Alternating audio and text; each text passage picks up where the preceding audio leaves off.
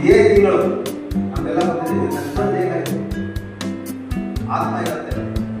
ನಾವು ಜೀವ ಬಿಟ್ಟ ಮೇಲೆ ಆತ್ಮವನ್ನು ಮುಂದೆ ಇನ್ನೊಂದೇ ಸೇರಿಕೊಳ್ಳೋದು. ಹೀಗಾಗಿ ನಮ್ಮ ದೇಹವನ್ನು ನಾವು ಎಷ್ಟು ಪ್ರೀತಿ ಮಾಡೋದಿಲ್ಲ. ನಾವು ದೇವರು ಕೊಟ್ಟಂತ ಈ ಅಮೂಲ್ಯವಾದ ದೇಹವನ್ನ ದಾಸ ಹೇಳಿದ ಕಡೆ ಯೇಸು ಕಾಯಕಗಳಲ್ಲಿ 84 ಲಕ್ಷ ಜೀವರಾಶಿಯನ್ನು ದಾಟಿ ಬಂದ ಮೇಲೆ 84 ಲಕ್ಷ ಜೀವರಾಶಿಯನ್ನು ಬಂದ ಮೇಲೆ ಈ ದೇಹ ಬಂದಿದೆ. ಯಾರಿಗೆ ಬಂದಿದೆ? ವಿವೇಕಾನಂದ ಹೇಳಿದ್ರು, ಇಂಥ ದೇಹವನ್ನು ನಾವು ಜೀವ ಕಲ್ಪನೆ ಮಾಡಿ ನಾವು ಸಹಜವಾಗಿ ಭಂಡಾರ ಮಾಡ್ತೀವಿ.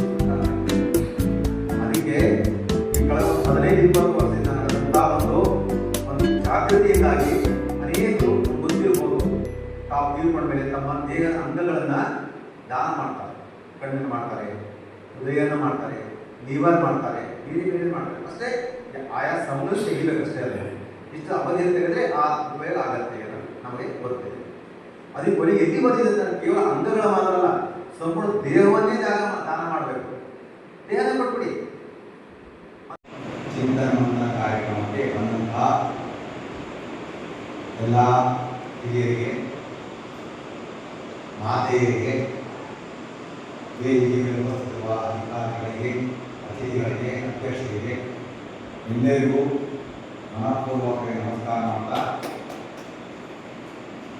ಶ್ರಾವಣ ಮಾಸದ ಈ ಪವಿತ್ರವಾದ ಮಂಗಳಕರವಾದ ತಿಂಗಳಿನಲ್ಲಿ ನಡೆಸಿಕೊಂಡು ಬರುತ್ತಿರುವ ಈ ಚಿಂತನವನ್ನು ನೋಡ್ಕೊಂಡು ಬಾ ಅಂತ ಹೇಳಿದಾಗ ಆಗ ಬಂದಂಥವನು ಅಧ್ಯಯನ ಮಾಡಿಕೊಂಡಾಗ ಗೊತ್ತಾಗಿದ್ದಂಥ ಶಿಕ್ಷಣ ವ್ಯವಸ್ಥೆ, ನಮ್ಮ ಭಾರತ ದೇಶದಲ್ಲಿ ಅವಾಗಿದ್ದಂಥ ಒಂದು ಶಿಕ್ಷಣ ವ್ಯವಸ್ಥೆ ಆ ಥರವನ್ನು ಮಾಡ್ತಾರೆ.